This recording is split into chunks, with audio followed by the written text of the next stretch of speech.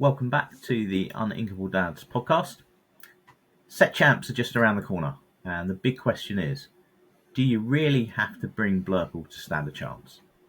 Or are the new kids on the block ready to shape up the meta? Tonight, we're breaking down the decks that you need to know so you can make a splash at your local set champs. We've also got more details on our giveaway. Have you got your entry in? If you have, stay tuned to find out what you could be winning. If not, stay tuned to find out how you can enter. But before we dive in, we've got the inside scoop from one of the biggest events so far, the 300-player CCQ in Cardiff. And who better to tell us all about it than the man who went all the way to Cardiff, played against some of the best in the game, and proved beyond a doubt that Motorway Service Coffee is still the toughest opponent out there. It is the pride of Play-Doh deck building, the conqueror of service station sandwiches, my co-host, FPSMadness. FPS. How are you, my friend? Yeah, not too bad. Recovered now from my, 4-hour drive there, 4-hour drive back. But apart from that, I'm all good. So yeah. Was it worth the 4-hour drive there, the 4-hour drive back? I would say so, yeah. Yeah, I did enjoy it. There's a few bits I want to talk about in a minute that we'll go through. We'll call it the pros and cons of the event, but overall, as an experience, I enjoyed it. I enjoyed the weekend. It was really good. So yeah, it was nice to see a lot of people. So I bumped into 7 viewers, which I hadn't no idea about. So like people that we don't know, which was very strange for me. Obviously, I bumped into especially in Harland and Ali and Baker and everyone else that I sort of half know and know relatively well, but just to have random people come up and be like, "Oh, I love the podcast," I'm just like, "Oh yeah, hi," It's a bit strange. It took me a good few times to get used to it, but yeah, no, it was really nice. It was nice to see people recognizing the name, so and come and say hi. So I tried to talk to as many people as I could. A couple of people, we were walking past each other, so I was going to my table, they were going to theirs. But I did have a nice chat to a couple of people outside before the event. They recognised me. One of them actually recognised me from my voice. So I was standing there talking to someone else, and they went, "I know your voice."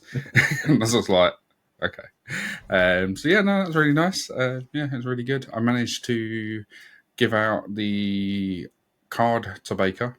So I'll bring that up on the screen now. We did the what was the card called?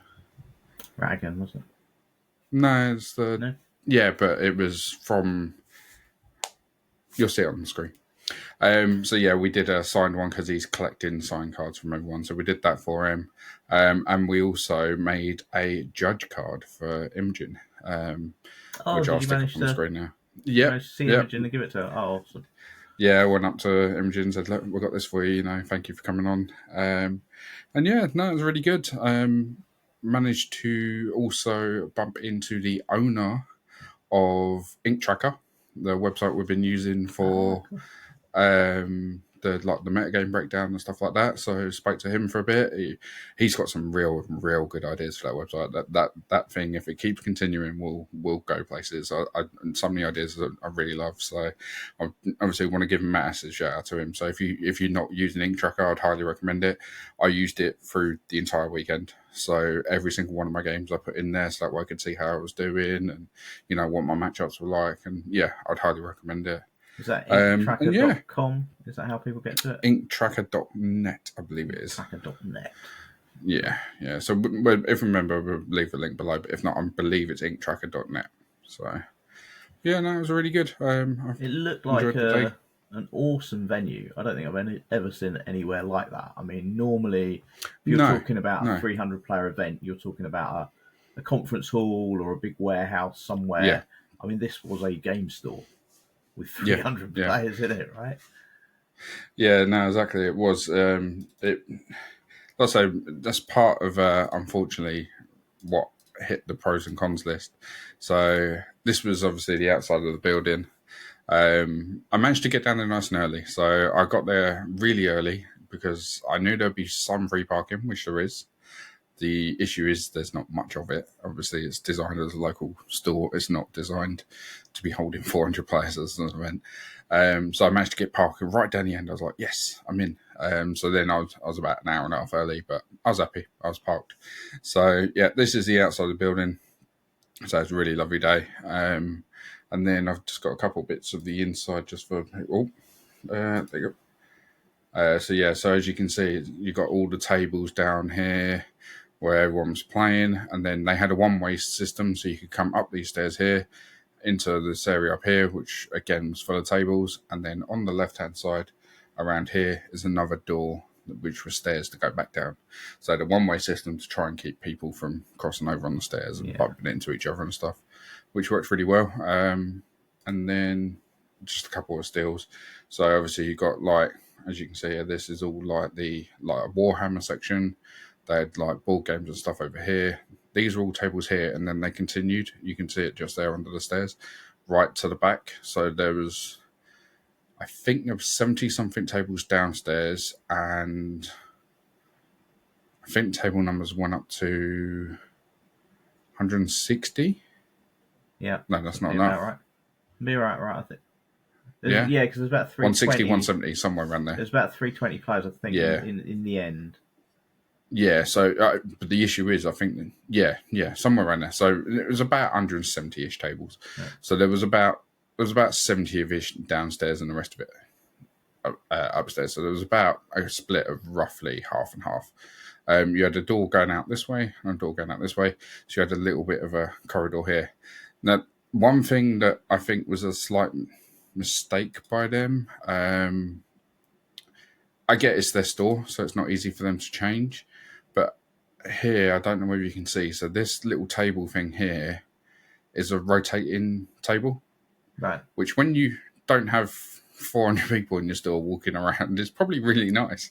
The issue is when games got called and people had to go either upstairs to play their game or come downstairs or move around, you can only fit one person past here and one person past here at a time, which meant that you built a queue up either side of it, which was I think if this wasn't here, the flow would have been a lot easier for the players. But, I mean, like we say, it's designed to be a store, not a conference hall, Just win all your games and stay on table one.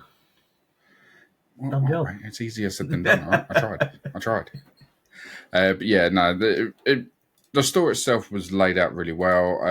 They had so much stuff there. It was, when we say so much stuff, there really was. So a little bit of, I'm going to call it honest feedback or constructive feedback, I suppose. So I've made a little pros and cons list of the event. So for me, obviously, a big pro is the free parking. It's nice and easy. People can get there, but there obviously was limited space. There was aircon throughout, so no sitting there absolutely, roasting hot. It was really nice. Some people probably thought it was a little bit cold, but I really liked it. I much prefer that. It was, I'd rather feel like I'm a little bit chilly and put my jumper on than feel absolutely roasting hot and can't cool down while you're trying to play. They had a cafe upstairs, which was very good on prices and stuff for food. I think I bought on the Sunday, I bought a pizza and a drink, and it cost me like £4.50. Oh, wow. So it was like, it was extremely good. So they also had a bar there, which was really nice. You can't drink at, obviously, official events. So you can, obviously, when I say drink, I mean alcohol. You can obviously have like fizzy drinks and waters and soft drinks and whatever. But you can't drink at them, but you can at casuals. So there was a few players down at the bottom on the Sunday who were just playing amongst themselves. They were just basically using the table to play. Right. And, they were having a couple of drinks and whatever else. There were screens everywhere. When I say everywhere, I mean everywhere. You couldn't miss the time if you tried. If you wanted to know how long was left on the round, it was everywhere. And then downstairs, they had a massive. You can't see it in that photo, unfortunately. But basically, where I'm standing on that wall to my right, there's a massive screen, and they had the feature screen on there. And it was like about 5 tellies stacked by 4. It was literally huge. Oh, wow. It was really cool. Obviously, they couldn't have the sound on because obviously the players would be able to hear it. They can't see it, but they would be able to hear it. So therefore, they'd hear the commentators talking about decks in hand and stuff like that. But it was still nice to, you could sit there at the table and watch the feature game, which was quite nice. But yeah, and then unfortunately, like we say, there were a few that were sort of in the middle. So the store was still open. So the store was open to everyone, the public, which was nice because it means that, all the people who are local who just pop in to collect whatever they need to buy was good. But where you had, 300 odd people already, it made it even tighter.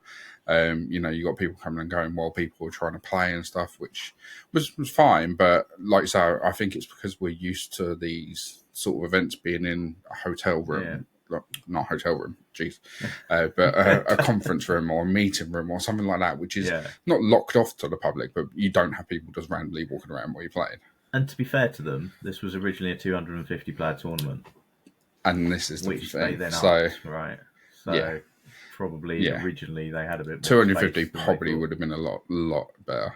Right. So there was lots of products everywhere. Like we say, the issue was the spinning, moving thing in the middle. I think just got in the way, but that's one of those ones of it didn't really affect the day. It just meant everyone took so much longer to get to their seat because it was like a one-way system. So and you had to sort of wait for everyone to walk past. So the only thing that I think was a massive up and a down was obviously you had 300. It was geared up to be 360. There was 320 players in the end.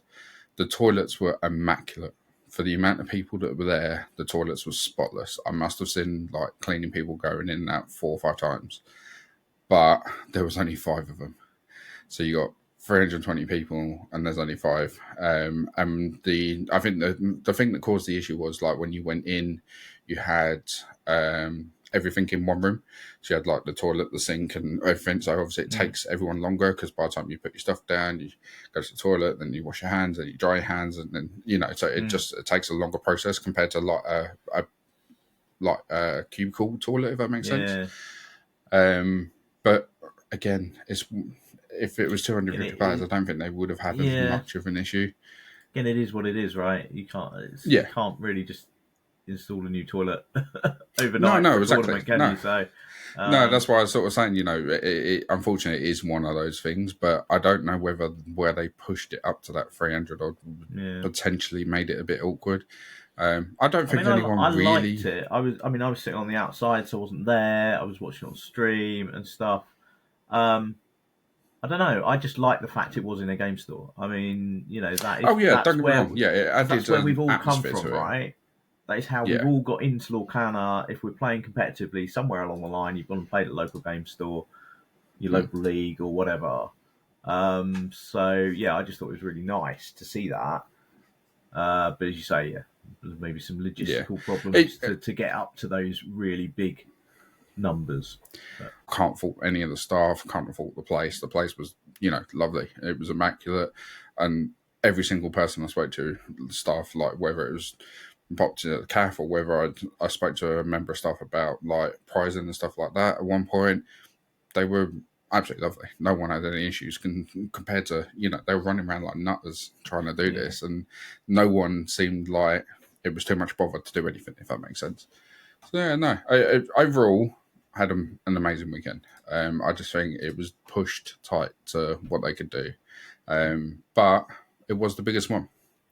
Absolutely. So like we say, that we have got the other CCQs that went on that were like 70 players less than what this one is. Yeah. So it was nice to see that those people could get out there and play. Obviously, that would have been 70 people less that couldn't even play.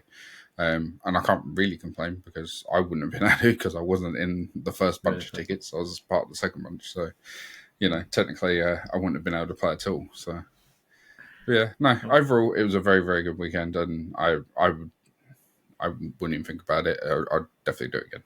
So Awesome.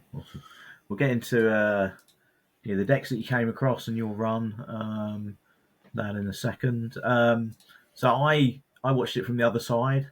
So I was at home, watched it on Twitch. which for anyone who hasn't, maybe watched a big tournament on Twitch or try that, actually really good. The quality of the casting, the quality of the production, really good. I've sort of said to you that it did look like they'd shoved the casters in a bit of a cupboard, and you've confirmed to me that's pretty much because that's what happened. Yep. I guess there wasn't a lot of space left. They're making the space for the players. But no, the production quality was great. You had Baker, Spessy, Kawa, Kim, and Moyen. Fantastic. I mean, Baker. Technically, Moyen was there to play. He was there to play. He did play, didn't he? But yeah, on the Sunday he was doing some commentating and then breaking down some decks in the interviews. So I really enjoyed it because you got that range of, Baker and Kim were hugely entertaining. At one point, duetting over some of the song cards, which was brilliant. And Spessy and Kawa, really good insights to the game, and they bring a nice atmosphere, a love of the game to it. And then Moyen, absolutely, his breakdowns of decks and plays, and interviewing the players. If you're into your competitive Lorcana and want to just sort of learn more and really get into the depths of it, some of those interviews were really, really good to watch. So yeah, if you've not watched the big tournament, look out for the next one. It's the Disney Lorcana. So to be honest, I want to go back and watch it. I think definitely some of the games were really worth watching as well. There were some really good games actually on stream that really swung back and forwards. So yeah, well, I mean, we've got an interesting week in front of us, haven't we? We've got Bologna this weekend and Set Champ start, so yeah, it's all kicking off. Going to be an interesting one.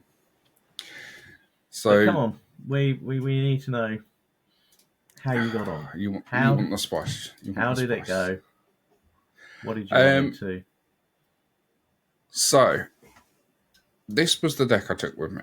So this was my core constructed deck that I took, and I did okay. I felt like I did really well. I started off by winning my first 3 games 2-0, I believe. One of them might have been 2-1. But yeah, I felt really strong to begin with. I come across, who did I play first? I played a green red deck to start off with. I took the game quite quick to begin with in the first game. Managed to get hold of the board relatively easy. The second game, they managed to get the max goof shift down and had little power line on board. So it was like, if you shift power line here, I am totally done. So I ended up having to use Into the Unknown to put their shifted max goof into the ink, which I didn't really want to do because it was double ramping them, but I didn't feel like I had much of a choice. But yeah, it went well. I think I only actually played 1 Blurple Mirror for the entire day, which I wasn't expecting. I was expecting quite a few, and I didn't mind the matchup with the mirror. I think that I've always been quite good at playing mirrors, so I was quite happy to see that. But yeah, I only run into 1. But yeah, no, it was started off 3-0, then went on a bit of a losing streak and lost 3, so I ended up 3-3. And then one of my friends actually lives in Cardiff. Well, he lives just outside. And he messaged me and said, "Is your tournament done yet?" I was like, "No, we're round 6 of 9. And he was like, I thought it'd be finished. I'm on my way to town. So I was like, well, I'm having a bad day anyway. So I dropped out and went and met him. So yeah, it was one of those ones of, I don't get to see him very often. So I was like, I'm on a bit of a losing streak here. And the main reason I dropped was the pricing out. Once you're in the top 252 players, the pricing didn't increase until you hit the top 64, which was a big, big jump. So I knew I wasn't going to hit the top 64. It was going 3-3 wasn't going to be possible. And I was pretty confident that I should be in that top 256 by winning 3 anyway. So I took a chance, went, my pricing isn't going to get any better. I haven't seen him for 2 years. Let's go out for a drink. So that's what I decided to do. And I was right. I did finish I think I finished 215, I think, in the end. So it's close, but it made it through. So I got the prize and everything from it. And yeah, overall it was a really good day. Like I say, I don't know what went wrong. I think my game 4, which was my first loss, was against a green-blue player who hit the 2 perfect cards at the right moment. I had 6 cards in hand, and he found Benjamin Will, and he only run one of them. Right. So I was just like, okay. Otherwise, that game would have been mine. I had 6 cards in hand, he had 2, so that was always going to go one way. And then the second game, I let him play out a few bits. I put out Triple Genie to draw him into the Under the Sea, and then slapped down an Iago to try and draw out the heads held high, because I was like, if I put a high strength down, he might be tempted to use that as well, which is exactly what he did. But he then slapped down an Emerald Common card next to it. So when I then went to play my Monstro to wipe his board in retaliation, I couldn't, because I hit one thing and he went, yeah, now bounce it. And I was just like, oh, okay, well, my plan worked until you put the Chromicon down. And then at the end I said, go on then, how many Chromicons you got? And he was like, just one. I was like, oh. I was like, seriously? He's like, it's in here for that reason and that reason alone. I was like, it did a job. It did exactly what it was there to do. So, but yeah, that was an interesting one. How did you find the Madam Mim elephant perform for you? Because I noticed you got 3 in here, which is kind of heavy than most, and you've got just the 3 Rafiki and the 3 Basil, so you're not particularly heavy on 1-drops. No, that was one thing. I think afterwards, I think I probably would change. The reason was I changed it up for 1-jump head. I needed to fit that card in. I felt like Hard Mulligan 7 wasn't an answer. If you draw into the 5s and 6s or anything like that, or if you miss a turn 4 play at all, there's pointless ramp. There's no point in having. It's like, yes, I found my sail, but I can't do anything turn 4 anyway. Oh, my turn 4 is ink and pass. It's like, it's no point. So I was like, I'm going to put the 2 extra ramp in and see how it goes. So this was obviously the deck I was testing just before I left. And I found the 1-jump just made it that little bit more consistent. I mean, it was pretty consistent anyway, but it gives it that little bit more where you can only have to mulligan like 5 if you don't have it. So you can still keep your 1-drop, you can still keep your 4-drop, and then mulligan 5. And because you got those 2 extra chances of hitting, you more than... I think I missed a ramp once in the entire day. So, and then the play I was trying to do for aggro was to hit Tippo, get Tippo to sing 1-jump, and then play Madam Mim. So you're double ramping without actually losing any extra cards from hand. If anything, you're gaining because you're returning Tippo back. So that worked really well. I played against an Amber Steel deck, and that literally was the perfect line for me. It was 1-drop into Tippo. Tippo sung 1-jump, played Madam Mim, and I was on, 6 ink next turn. So I'm only 1 off of Hades when they're on turn 3. So that really did make a big difference. They played like Pluto, and I was been able to just Hades it straight out the way and then challenge him with Madam Mim. So, but yeah, it's one of those ones I think for set champs, I'm probably going to change this up. Second star was okay, but it cries out for a brick. It really does. I think it bricked me once in the day, but when it does, it's really bad. It's not even like I can just ink for a turn or so and then I'll be okay. You ink to it, you play it, and still do nothing that turn. Yeah. It's not like you're inking to a Hades and then you play the Hades. At least you got something out of getting to that 7 ink, whereas you ink to 10, you play it, and you still can't do anything that turn. So it felt very, very bad.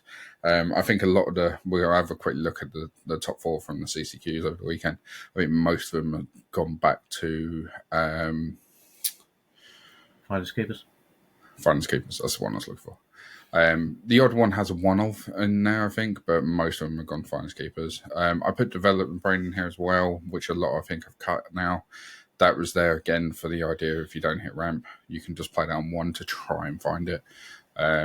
So yeah, I think that between that and the 1-jump is probably why I only missed ramp once in the entire day. was just because of the consistency between the two. So it worked really well. Like I say, I got a little bit unlucky in my game 4. I think it kind of knocked me a bit because I was a bit like, I should have won that. And then from there, I just lost the next 2, and then my mind went from it. So, but yeah, overall, it wasn't too bad. 50-50 technically. So, I mean, it's fair enough. A big field. And then but that's it. Sunday, you played the Infinity. I did, yes. Yeah, I haven't got my deck sorted here, but it's basically about DKP. 60 players, wasn't it, from what I saw? 63, I think it was, yeah. Yeah, that was okay. I did really well again on there. I started off really well, got 2 wins. And for the second prize, on the prize thing, it was only Swiss. There was no top cut. So as soon as you lose one, you know you can't get top. I lost my 3rd game to a discard deck, which was very random because I wasn't expecting it. And I was just like, well, there's nothing I can do, and I'm not even that bothered because it's nice to see discard back. So that was a bit of a weird one for me because I was like, well, in a way, I'm kind of glad you won. So I lost my 3rd game, going into my 4th, knowing that I can't obviously hit the top prize in, and I think that was the game that I misramped. So I didn't even misramp my Blurple deck. It was actually with my red-blue deck. So misramp and had double Hades in hand from the start. So that was kind of, yeah. Awesome. What sort of prizing was there? Were promos and things on offer? Yeah, so it was a stacking pricing. So obviously, as you go up, you gain as you go. So you got a promo card straight away. So I got got it right here, a Dumbo. Oh, shiny. So I got one of those straight away as a thing. And then if you get 3 points, which is obviously 1 win, you get another promo card and 3 packs. So my second promo card was a Christoph. And then if you get 9 points, which is obviously 3 wins, you gain an extra 2 booster packs. And then really there was a massive jump. So then when you got to top 8, because that was the next prize for me, was the Illumina's Quest sleeves, which obviously everyone wanted, which is those, you probably seen them, I'll try and find a picture to put it on the pod. They're like the purple ones, which have got like the same thing as what the Quest had. I think Adam's got them at our locals. You got those sleeves, the 2024 event playmat, the one with all the characters on. Nice. Top 4 got the 2025 playmat, and then the Simba Pride Protector new DLC promo. Second place got a first chapter booster box, and the winner got a booster display from every set. So it went up very quickly. It was sort of like, okay. And then when you get into like the top 4, the pricing massively jumped. 4 hours was too much travel for me. But the gentleman that took it away had a bit of a further travel, didn't he? Went all the way from Mexico. All the way from Mexico to Cardiff to snag a place at the European Championship. So, congratulations. Yeah, that was slightly further travel. You know, only by a little bit, I think. I don't know. 4 hours when you have to include the M25. We'll call it a draw. That's fine. So, but yeah, just to have a quick recap. Obviously, we won't go too in depth into them, but we will just have a quick look at the top 4. So this was 4th place. So we have Blurple on 4th. Again, nothing majorly out of ordinary here, but he has gone the same line as me with the 1 jump. Yeah, I can say it's very similar to your line. 3 Malaminum elephants. Yeah, but it's got vision in there. Yeah, I went with develop over vision. So he's got vision. Oh no, yeah, I did. So vision, finders keepers, and he's also got the Elsa gloves off for the challenger.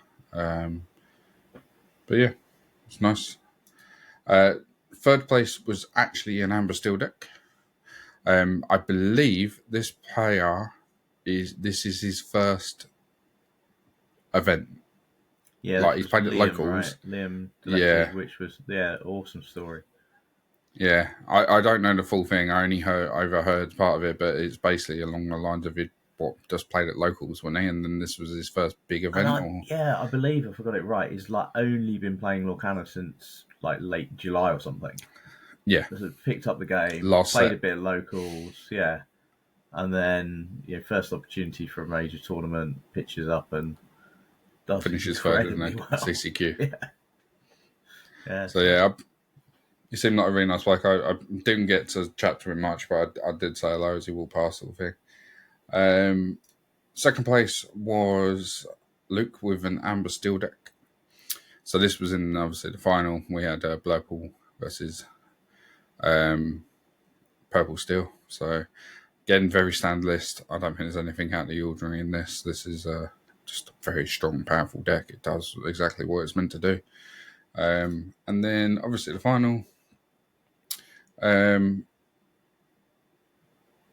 Yeah, I mean, apart from the Ursula, which is obviously something I was testing around with, but I decided to drop it last minute. Apart from that, he has gone with full Madam M. yeah, indeed. So he was obviously expecting to, lock out a few games here or there. Apart from that, it's kind of standard Blurple. Like we say, Blurple kind of locked in at 56 cards and that. Yeah, and he went with an interesting split on his one drops, right? So he's gone with a 4 Basil, which I get. I think that's a very powerful card. And then the 1 Rafiki and 2 Royal Guard, which was an interesting split. You'd have thought he'd just picked one of them and gone with 3 copies of it, but he obviously niche scenarios somewhere there where he felt he'd want the Rafiki over the Royal Guard, so gave himself the choice. I mean, he won, so I'm sure there's there's Exactly. probably a reason for it. Yeah, like I said, the only thing I was tempted to put Royal Guard. I had Royal Guard in pretty much all the way up till testing, and then all the decks I've seen online were all running Rafiki, and I was like, well, why am I running Royal Guard? Am I doing something wrong here? So then I dropped it and put in Rafiki. For me, Royal Guard was pretty good because when you use Hypnotic Strength and stuff, it buffs him. When you play Genie, it buffs him. So you could build him up to be quite powerful. Second star, and all of a sudden he's a 6/2. So, but yeah, like we say, standard for Blurple, really. I mean, most Blurple decks, like we say, are kind of 54-ish cards locked in. They don't change that much. Congratulations to Alberto Salas. Yeah, I believe he's been having lessons with DKP. That's certainly paid off. Yeah, that's it. Has lessons with DKP, turns up and wins his first CCQ. Can you imagine now we end up with a DKP versus him in the finals of this year's thing? It'd be like student versus the master. So this was the top 4 in the PlayLink CCQ. So again, very standard. The only thing that's different in this is the Keeper, which I quite like. I tested it at the beginning in red-blue, but not in purple-blue. It basically, look at the top 2 cards. One goes in your ink, one of them goes back on top. So it does give you the chance to, get rid of some of the cards you don't want, and it ramps, and it's got ward. So maybe it starts sneaking into purple lists. It was very good in the red-blue deck I played. Third place, we actually had Amber Steel. That's 2 third places for Amber Steel. So, second was another Blurple list. Again, very standard. The only difference here is the Flim Rider. Or Rider, sorry, it's not Flim Rider, it's just Rider. Which I think is... Yes, and the Dig a Little Deeper. Which I found a little bit interesting. Dig a Little Deeper, no Ursula. I would have thought you'd have the Ursula, because there's a high chance it can trigger off either the Elsa or the monster, but yeah. And Magical Maneuvers got a copy of in there.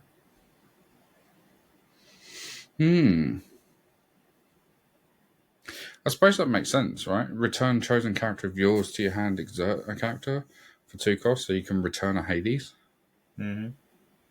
That's actually pretty good. Exert something, take it out, replay the Hades. Take something else. Maybe it's better than we all think. I mean, he got second, so it's obviously did him well. And then first place, again, very standard. I mean, that really is quite standard. I don't see anything that's an outlier on that deck at all, to be honest. The 2 visions, he went with a split between develop and visions. Again, he's got finders keepers. This is where I think I struggled. Finding that second star and getting to play it was really hard. Whereas I think there probably would have been turns that I could have just gone, I'll take a turn off and draw. So yeah, they did very well. They won the PlayLink CCQ. So far we've had 2 CCQs and 2 Blurple winners. I mean, you can't say we don't know what the strongest deck of the format seems to be looking like. Until you go to the Stockholm. So we had Stockholm CCQ. Again, another very standard Blurple list. Nothing out of the ordinary there at all. Going on to 3rd place. That was 4th, that one. So going on to 3rd place was a green-blue list, which was nice to see green-blue up there. It's very, very difficult to play around, and if it's very difficult to play as well, I'd say. I've tried playing this a couple of times, and it's really hard. I think I overcommit. I try and get the collateral to work. I try and get this to work, and it's very difficult. So I'll give full juice to Rob here for getting to 3rd with this, because it's not easy. It's an interesting deck, isn't it? Because it's being played quite a bit. It's not converting as well as you think it might to the top places. Yeah, that's which is probably to what you've just said. It's not an easy deck to just pick up and play. No. Yeah. I feel like this deck is the red-blue that we had 2-3 sets ago, where it was really, really hard to play, and then someone like DKP, for instance, worked out what should be in the deck and how to play it, and then all of a sudden it became the best deck. I can easily see this being up there. It's not quite there yet. 2nd place was Amber Steel. Again, very standard list for this. Nothing out of the ordinary there. And 1st place, it was a not purple. So this CCQ actually had a purple steel winner.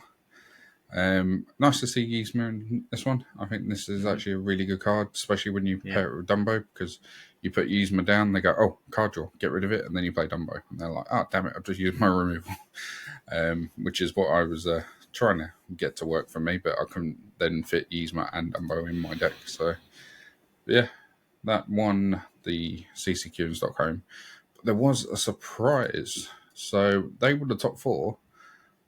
But somewhere down the field, in the top 16, we actually had a green steel deck. And not just a green steel deck. A green steel deck that would set you back less than $100. We said it. We did it, 2 episodes ago? We said there's a green steel deck under $100 that could do really well. And, oh, look. Green steel deck under $100 in top 16 in a CCQ. So there you go. It's definitely doable. You haven't got to have 4 Dumbos and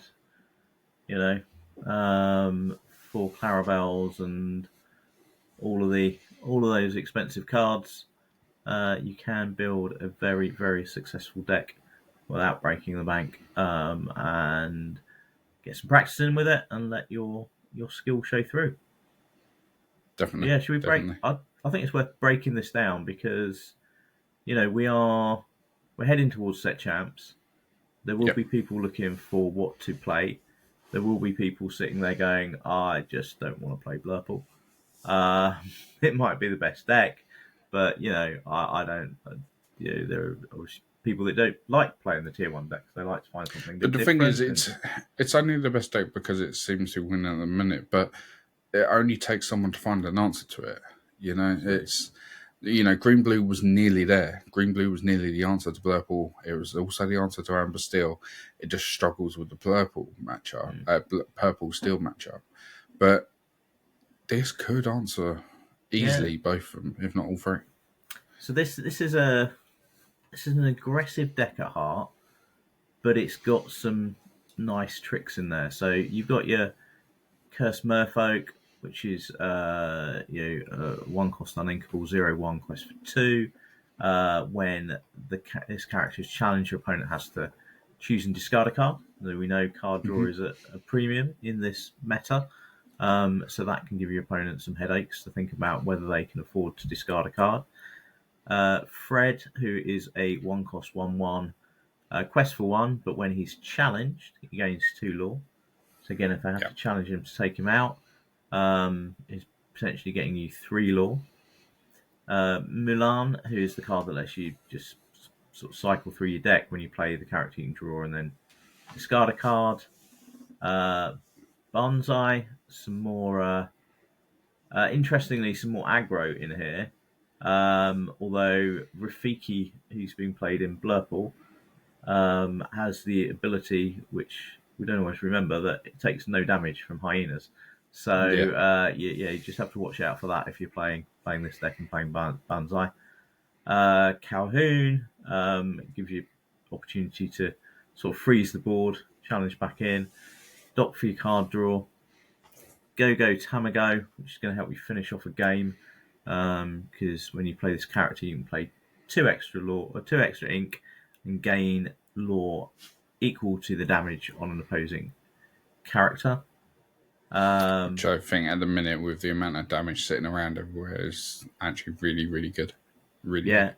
And you've got some characters with some beefy bodies in here that can put that damage on.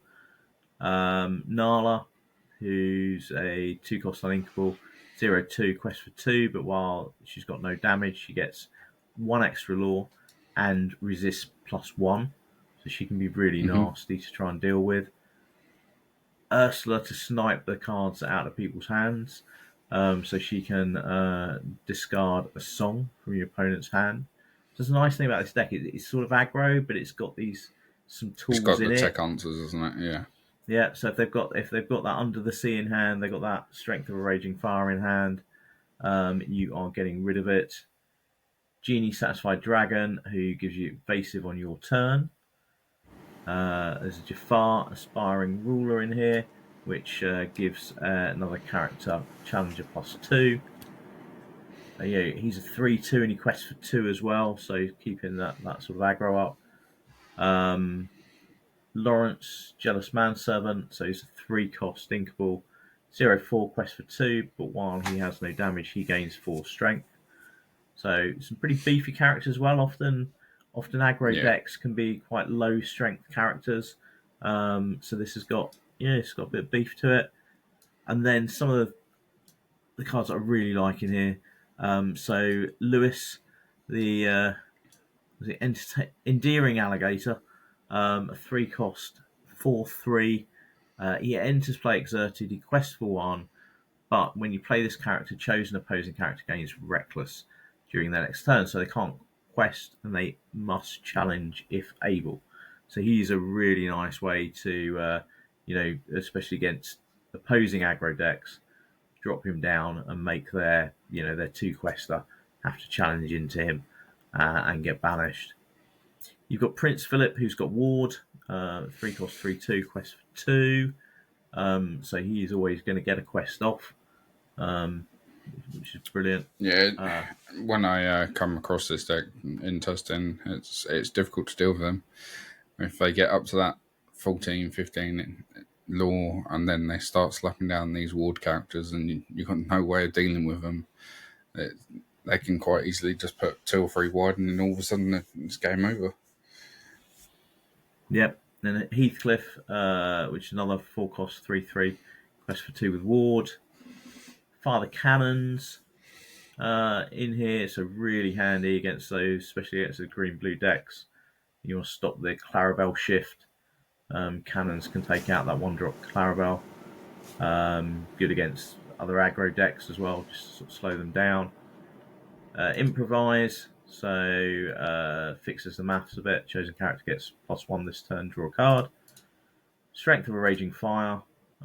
So there's your best removal card in the game. So we've got that, as well as lots of aggro. And then the card that I think makes this deck work is Emerald 100%. Chronicon. So during your opponent's turns, whenever one of your characters is banished, you may return a chosen character to their player's hand. So that can be your opponent's character or your character. A lot of the time, it's going to be your opponent's character because this is just going to mean they can't challenge in and sort of clear your board. But you've got the likes of Doc in here. You could return Doc to your hand to give you more card draw. Yep, go. It's a good one. Lewis, whatever his name is, potentially, to give another character Reckless. So yeah, this looks a really interesting deck, and I could see this, popping up and doing some damage at some set champs. Yeah, I mean, Caroline's looking for a deck to take to the Lorcana Girlies event. So maybe, I'll build this for her and be like, there you go. Go annoy some people with this. It does look really good. Like I say, for what a budget deck is, we've looked at budget decks before and always gone, they're missing something. Whereas this, I don't think you are. A lot of these characters are 3 strength or above, so a lot of these are going to survive an undersea on their own. So they have to find the heads held high undersea combos, which adds even more pressure onto that matchup, as well as the fact you've got Ursula as well. So obviously, you just try and hold and time it right, and take that under the sea before they have a chance to even use it. But yeah, overall, I think it does look like a very strong deck. I don't think I've got the time to test it between now and Sunday. I'm going to a set champs on Sunday. I don't think I've got the time to test it, so I think I'm going to stick to what I know. But I am tempted. I am very tempted. So maybe I'll take it. I'll build it for Caroline. I'll take it with me Sunday. I'll take my normal deck as well, and I'll roll a dice and let fate decide. Yeah, no, it does look very good. And like we said, he got top 16 at the Stockholm TCG, so he did really well with it. So it's a tested deck that, won't break the bank. You can play with all of these cards for the same price as 2 Dumbos. Yeah, that's scary. Which is mental. And then one little shout-out deck that we wanted to have a quick look at was Zan's list. So Zan obviously went to the Stockholm CCQ. He took dogs and didn't do very well, unfortunately. I think he was outside. Was he top 64? Yeah, I've not seen the actual. I think result, somewhere around there. Okay. Somewhere around there. It was, he unfortunately, from what I gather, he wouldn't have made day 2, basically. Right. Which shows, sometimes even the best. The man that's won multiple DLCs, he's got the playset of the Golden Mickeys, but yet, you can't win them all. And I think this looks a good deck for the meta. Actually, I mean, this should destroy Blurple. It looks really interesting. The only thing with there are some different ways you can build this list. Zan hasn't gone for he's gone for a very clean list. This is all 4s. So it's a very, but it's consistent. He's gone very for consistent. He's gone over text. Yeah, but there's no Chromicon in here, which you could get into this deck list as well. There's no Under the Sea, which is a little bit niche in this list because you've got so many low-cost characters, but you could still take a one of in there potentially. But no, he's gone for a very clean list. I think he's gone quite heavily into playing Tiana on turn 2 because you've got the Pluto in there as a 1-drop and Aurora in there as 1-drop, which would both get Tiana down on 2. but we spoke about it before. I don't see the benefit of it. I suppose it means that you can then play out your turn 3 on curve without it messing it up too much. But you've not got a wide enough board to really benefit from it at that stage. Because what other princesses are there? Yeah, there's no. I've just realised. Well, There's none. Just realised there's no lady family dog in here either. No. So I suppose it depletes your hand too quick, doesn't it? Yeah, but that would be the main reason for me to want to play Tiana on 2, is because I want to play so you can Family lady Dog on on 3. 3. Yeah, but without I suppose you've got the lady like, shift, haven't you? So maybe it's Aurora on 1. But then you still can't do it. But then if you Tiana on 2, you're not shifting. Yeah. Interesting. Yeah. Interesting. Well, I mean, look. There you go, Zan. If you're watching, maybe pop on let us and know let in us the know. comments. But if you're not familiar, if you're not aware, Zan does have a Club Lorcana podcast. So I'm sure he'll be giving the answers on there. Yeah, but go over there into his comments and say you've got to come over here and explain it to us. So the Uninkable Dads were confused on Aurora into Tiana. We need a world pro to come on and explain it to us. So it like I say, I think this is the sort of deck that if you win your dice rolls, you win your games. It really is. Yeah.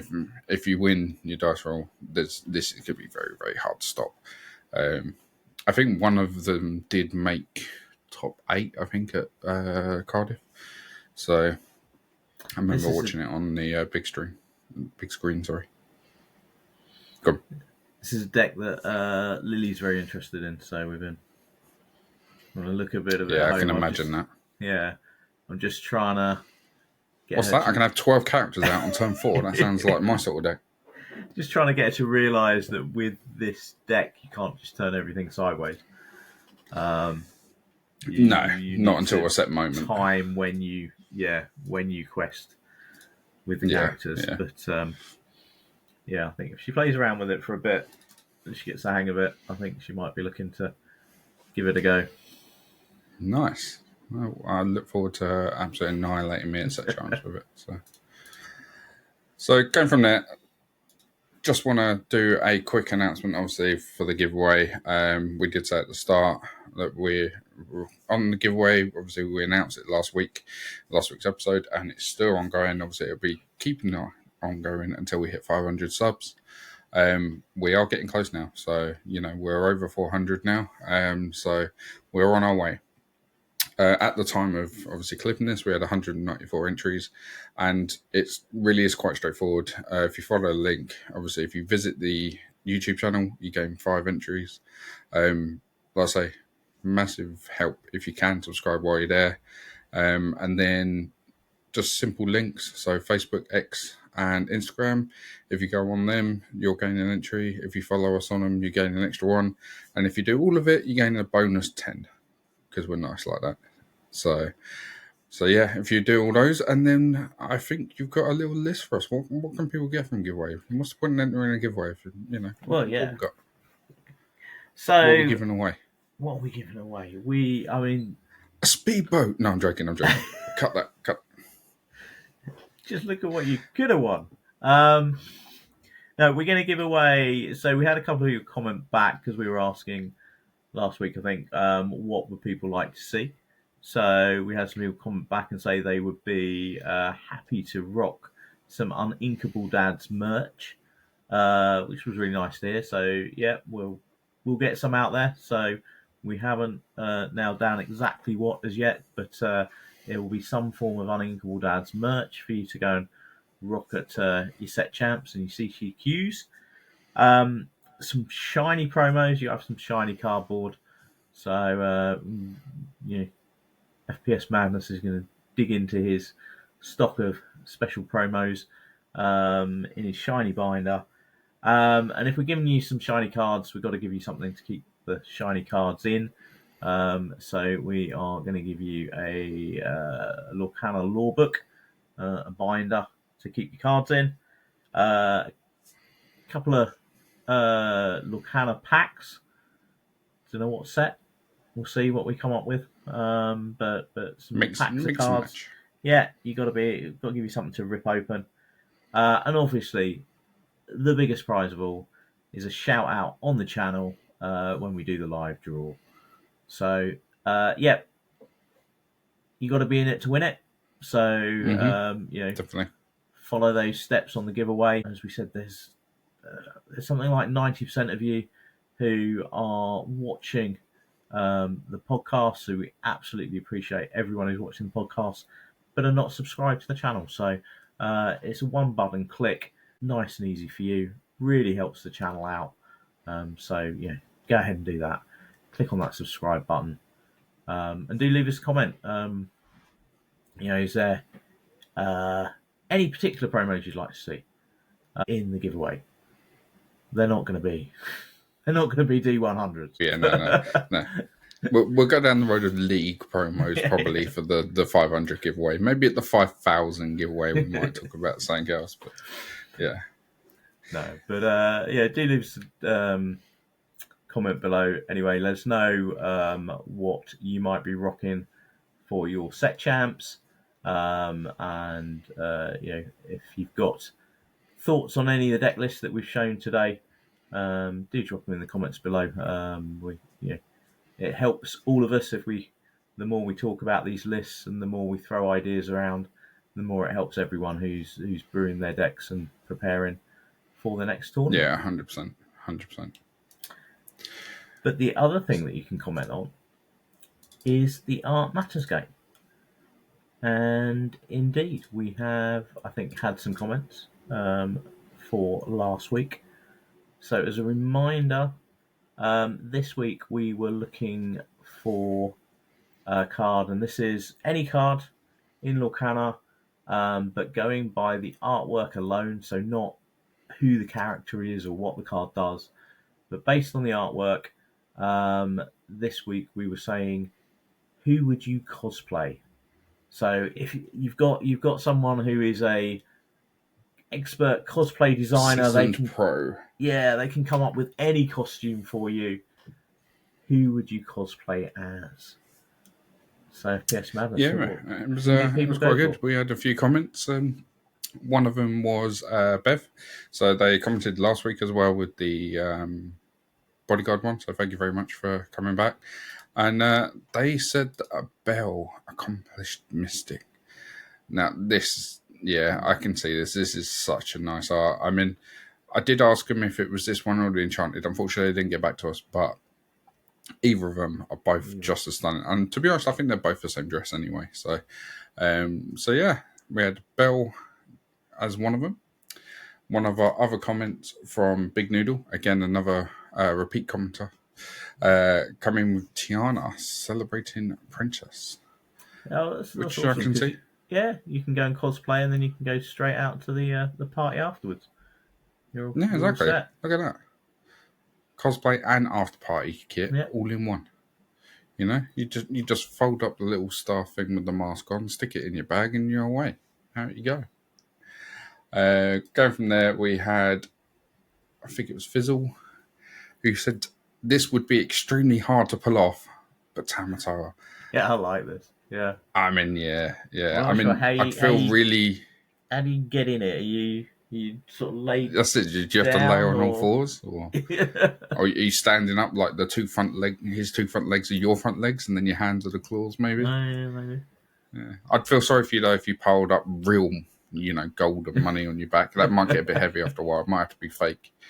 But yeah, no, I love this idea. This one made me laugh when I saw it. Going from there is obviously our picks for this week. So we've had Belle. My missus is Beauty and the Beast mad.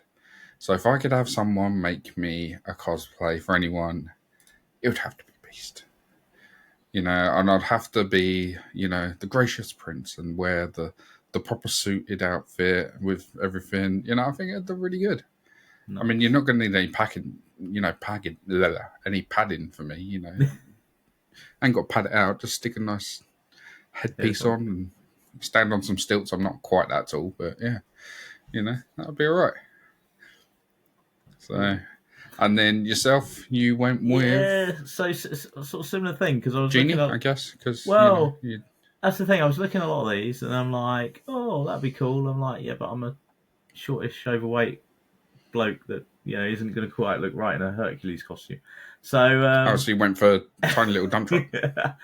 funny enough, I did think about a dump truck, but then I thought, I used him the other week. No, Genie was my first go-to, but I mean, there's not a lot of cosplay in Genie because you just basically paint yourself blue most of the time. But Yeah, I suppose. there is the one that he's all dressed up. And I should remember the subtitle of it. And I can't. But I used him as well in one of my previous ones. So, having gone through all of those, I then saw one and thought, you know what, this would be so much fun. Because not only would it be just a cool costume, but you get to run around and cause mischief and annoy everyone. So I went for Stitch Experiment 626. Nice. I just thought that would be a real Yeah, laugh. I don't think that'd be too hard to pull it off either, really, would it? I mean, he's got 6 hands, so you'd have to have like a fake set coming off like your rib cage sort of thing, like the potentially like a half flexible, so they kind of stay rigid. And then like a Stitch helmet could be like a motorbike helmet, and then you have like red jumpsuit. Yeah, be alright. I reckon this is doable. So there you go. That's what we want to see you dressed up as the next your next DLC. birthday. Yeah. Turn up a DLC. Yeah, I'll take that. All I got to do is wear a blue suit. Result. I've had the easy one. So yeah, as again, like I said before, thank you very much for everyone who commented on the Old Man's Game. It's been really good fun. I'm really enjoying it. So this week's one, we've gone with a little bit of a side twist. Because Zan decided to take dogs to CTQ, let's go with a pet. So this week, let us know by art alone, what card would you have as a pet? So yeah, if you it hasn't necessarily got to be a pet. If you want a little pet Hades, then you can have a little pet Hades. I don't know whether that classes as a pet or as a baby, but but yeah, what would you have as a pet by art loan? So yeah, and obviously we'll bring yours next week. So I think that's pretty much it. Unless you got anything else we need to wrap up on. No, well, just to wish everyone good luck if you're playing Set Champs this weekend. Good luck for your upcoming tournaments. Again, let us know. Drop us a comment, drop us an email. However's best for you. Let us know how you get on. We'd love to celebrate with you. Any wins, whether that's winning a Set Champs mat or whether that's a win because you made it to your first Set Champs, or a win because you made up your own deck for the first time and you took your own homebrewed deck to Set Champs. Whatever it is for you, do let us know. And yeah, we wish you all the best. Yeah, well, I'm going to do what I did last time and, hopefully carry on the tradition that next week we'll be joining here and I'll be holding the mat. I said this last time and it come true, so let's see. First one on Sunday. So, yeah. Thank you very much. And like we say, good luck to everyone. And I hope you all have a wonderful time. It's time to roll up that playmat. Pack away the dice. And remember, stay unequal. See you next time. I think I got there no before you there. Perfect timing last week and then I screwed it up.